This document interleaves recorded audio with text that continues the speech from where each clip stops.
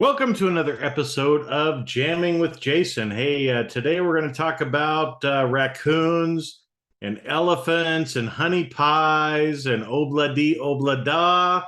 So if you are a music fan like I am, you probably already gathered from the little clues in the title that we're going to be talking about the Beatles' White Album today. And so we're going to go with that. And so stay tuned because there's a lot that we can learn from this album, the way that the Beatles put it together, and some of the songs that are actually on that album. And you may not know it, but it's actually the best-selling album of the 1960s. Now, there was some great music in the 60s, but for people to buy this record more than any other record, it also means that, we kind of like it, but there's also some kind of weird songs on it too. So we're going to talk about that. So plug in your headphones, sit back and relax as we roll that episode now. All right, everybody. So we're talking about the Beatles today, right? The best-selling band of all time. And it's kind of interesting. I have just had the White Album in my head. I've been listening to it incessantly for probably 2 weeks now, and I just cannot get it out of my head, which means we need to do an episode on it. And as I've thought about this, I actually went and saw kind of a documentary speech from one of Beatles expert, and I can't remember his name right now, so I apologize, but I'll try to give a shout out to him later in some of the other videos I do. But he was talking about the White Album. And it was really interesting to sit through kind of this hour and a half discussion and hear some of the backstories, some of the things about the record and some of the music. And so I want to talk about and share some of that, but I also want to talk about why I think the White Album is so important. And if it's been a while since you've listened to it, it's probably a good idea to download it, listen to it on YouTube, wherever you want to do it. And I don't really know what I'm going to say exactly. So this is kind of different too, because I've put off recording this for a little while because I didn't really know what I wanted to say. But you know what? Hey, one of life's lessons is fuck it, you just do it, right? So here we go. Let's get started now. Okay, so some of the more famous songs that the Beatles did, or ones that you'll recognize, are actually on this album. But what's interesting, it's called a double album because there were actually 30 songs on the album. Some of them are really short; they're only maybe 30 seconds or a minute. And some are actually rather long as well. And so it's a combination. There's a lot of different kinds of music on it as well. And so I thought I'd go through first off maybe and just talk a little bit about some of the songs, that you might know about, some that you might not know about as well, and just kind of talk a little bit about what I've learned that was kind of the backstory with it, but also kind of what it means to me, right? And again, if you've listened to me long enough, you'll know that I'm just here talking. I'm just sharing what I know, my experiences, right? And kind of what I have read into it, the meanings that I have from some of the song lyrics that are out there. But what's important is that you listen to it, you see what resonates for yourself. And if there's certain songs that are popping in your head, go listen to them over and over again, right? Because on this album, as an example, Cry Baby Cry is one of the songs that has just been in my head almost every morning that I wake up. And I couldn't quite figure out why until it was either today or yesterday.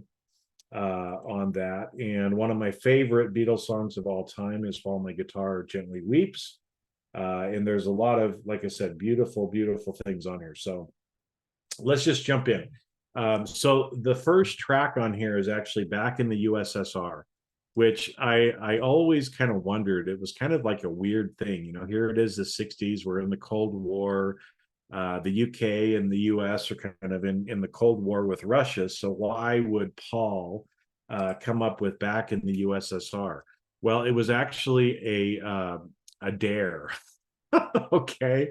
And if I remember right, it was one of the Beach Boys who actually dared him to write a song similar to the one that Chuck Berry had, which is back in the USA, I believe, but use Russia in it.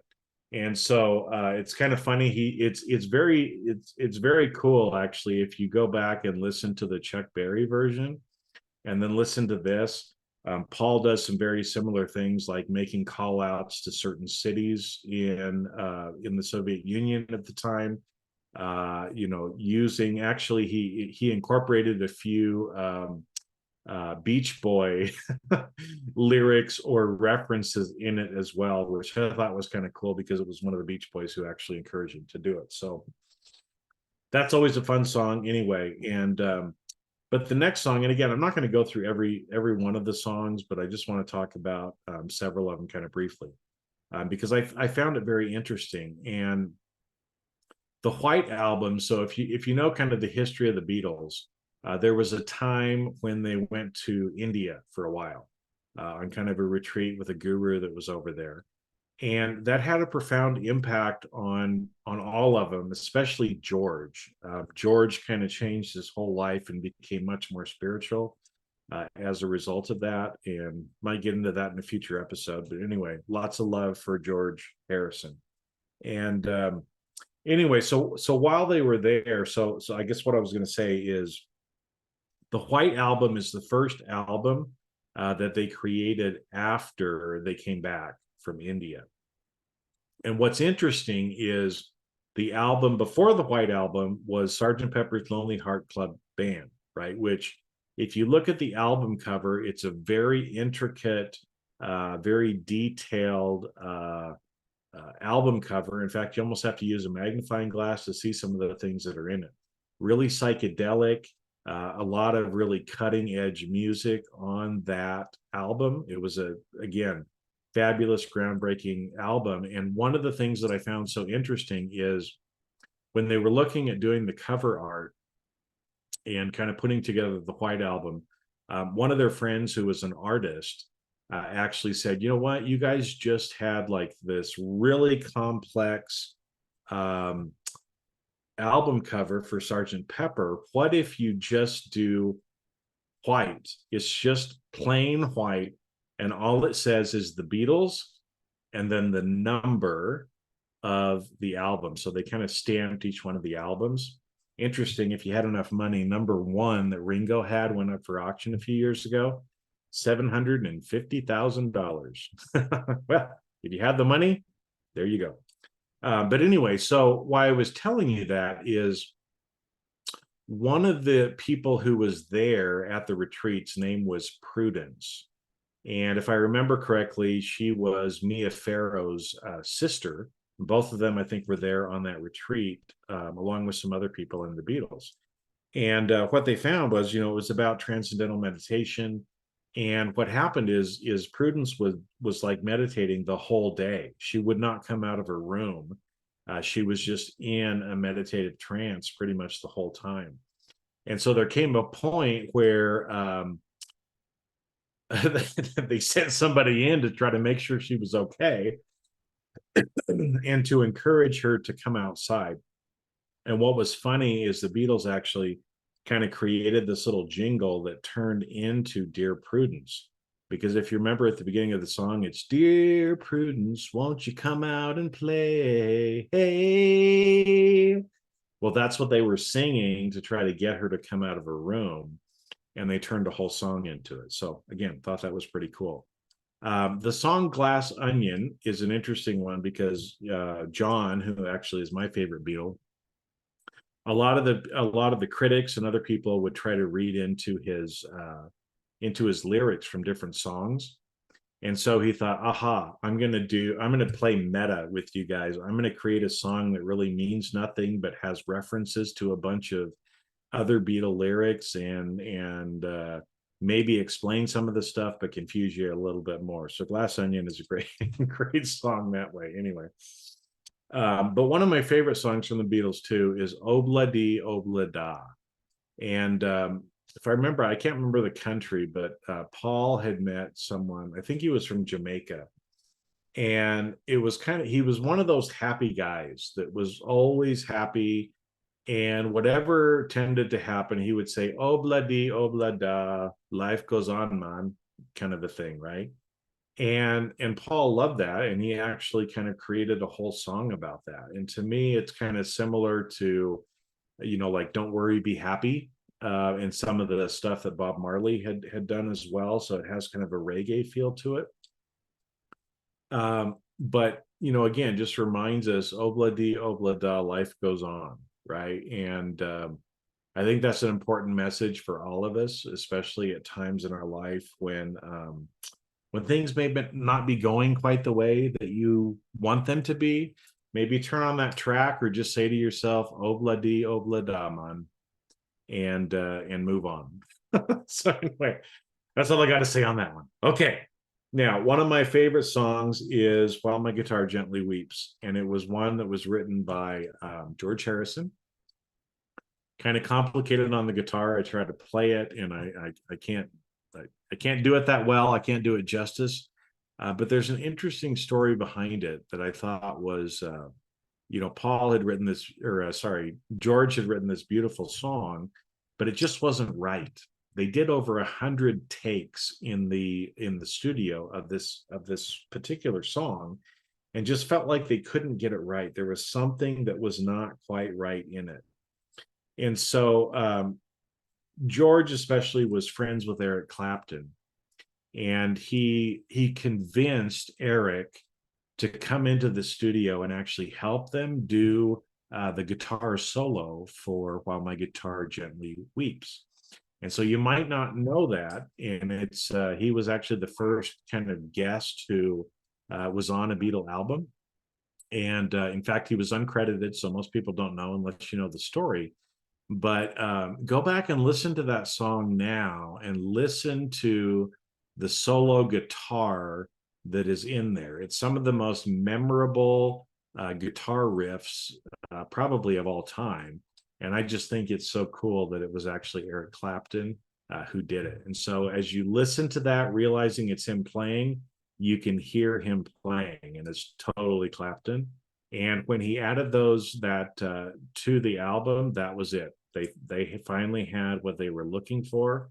And like I said, just a great song. Some that are that are funny. Okay, Happiness is a Warm Gun. Okay, and again, that title has just always cracked me up, but I didn't know necessarily where it came from. And it's a song that doesn't really make sense. It's like three different songs crammed together in one song if you go back and listen to it.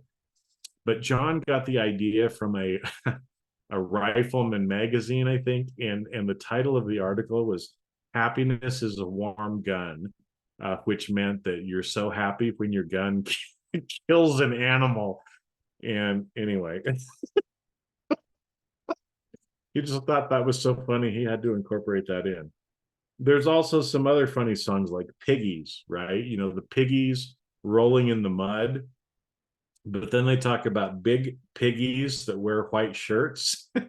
Again, kind of a slap at the corporate kind of group. Rocky Raccoon, that is it's just a silly song, right? But it just makes me laugh. And there's a lot of really funny references in that, especially, as somebody who's traveled a lot, and I'm sure if you're this way, you go to a hotel somewhere, and if you open the nightstand, what's in it? There's usually a Bible that usually has been placed there by an organization called Gideon's International or Gideon Organization, something like that. But it's a group that prints all these Bibles and then puts them in hotel rooms. And so they make reference to that in the song. Now that I'm talking, I can't get the jingle in my head, to say it. But and anyway, he runs into Gideon in the hotel that he checks into, which again is the Bible, which I thought was really kind of fun. Anyway, a lot of kind of really silly songs on here. but some that really are deep, and some that are just beautiful. I mean, Blackbird is probably one of the most beautiful songs that Paul wrote. And again, that has a lot of meaning behind it. You know, was it really about a bird? Probably not. It was written in the 60s. It was probably about kind of Black suffrage, and Rosa Parks, I'd heard, was kind of, you know, maybe some inspiration behind it, but anyway, kind of the struggle that was going through at that time. Now, also on here is a song called "I Will" that Paul wrote as well.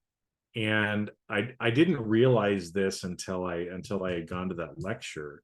But "I Will" is the first love song that Paul actually wrote for his wife, or soon to be wife. You know, that was when he started dating Linda, uh, who ended up becoming his wife. And that was the first love song that he wrote for her, which again, I thought was really cool. And if you go back, it's such a tender and such a sweet song. And something else that's really cool about that song is Paul didn't play the bass on that. There's a bass line in it, but it's him going boom, boom, boom, boom with his voice in one of the tracks that they overlaid onto it. So go back and listen to it. And if you, now that you know that, when you listen to that song, you're going to see it. Anyway, another silly song. Everybody's got something to hide but me and my monkey. Silly title, the kind of title that I love. But actually, if you will listen to that song, the lyrics in that song are very deep, and they follow kind of a spiritual text kind of thing about things like, you know, when your inside is out and your outside is in. And it's a very, very, very deep song. Go back and listen to it, okay? Because there's a lot of actual ancient wisdom that is included in that song with a silly name that you can get some benefit out of. Helter Skelter, I mean, that one just gets me going. You know, I feel like I'm invincible and like I'm flying when I listen to that song. Another one, again, it's kind of silly, but "Sexy Sadie," you know, as just was one of those that was in my mind all the time. Another one of "Honey Pie," you know, which again is kind of in some ways a silly song, but what's interesting is it's a callback to an earlier track called "Wild Honey Pie." So that was kind of interesting how they put that together as well. Now, last couple of songs here that I want to talk through, and then we'll kind of wrap up for the day. But Revolution #1, right? And there's Revolution #9. I found out there's other Revolution versions as well that they didn't actually put on the album. But on here, Revolution 1 and Revolution 9 are on here. And I'm sure that you've heard it before, right? You say you want a revolution, well, you know, right? I love that song, right? Because I think what this world needs right now is a revolution, right? And even though this song was written over 50 years ago, it's very relevant today, right? You know, if you want to go asking for money for people with guns that kill, you know, I'm not going to give it to you, right? Different words and things that are actually in there. That when you go back and listen to it, that song is still relevant today, and a reminder to all of us: if you want a revolution, go out and make it happen, right? Don't sit back. I mean, part of what rock and roll was about is kind of creating this revolution and changing the world. And if you're one of those kind of people who wants to change the world, guess who's going to change the world? You are, right? You're going to change it by what you do. Now, you might not be this huge activist that has millions of followers on social media. Doesn't matter, right? When you change your world, you change the world for those around you, and those around you change the world for those around you, right? And in fact, that's the only way that change actually happens, is one person at a time. So don't forget that. Now, probably the last one for me to kind of talk about is Cry Baby Cry, which again, like I said, it was just one of those incessant songs that I would wake up to every morning. And so I'd listen to it about 5 or 6 times. Now, one thing about this track is the Cry Baby Cry, the song, it goes along and then it goes silent. And so you think the song is over. In fact, most of the time, I'd listen to the song and then I just hit replay, replay, replay, replay. So it would get to that silence. And I would just assume that because there was silence, that the song was done. So there's a lesson, right? That there's a lot in silence. And just because there is silence doesn't mean the song's over. And it doesn't mean that nothing is happening. In fact, some of the loudest sounds that you can hear are in the silence. Okay. So anyway, how did that come up? Well, when I didn't get it to hit, replay really quick, and it went to the pause, and then right at the end, there is a very short track. It's maybe like 15 seconds is added on to the end of that, which says, "Can you take me back home?" Right? And it refers to Rama. Can you take me back home where I'm from? Rama. Now, again, this is a reference back to their time in India. But if you know anything about Rama, Rama is a very powerful being and a very important being.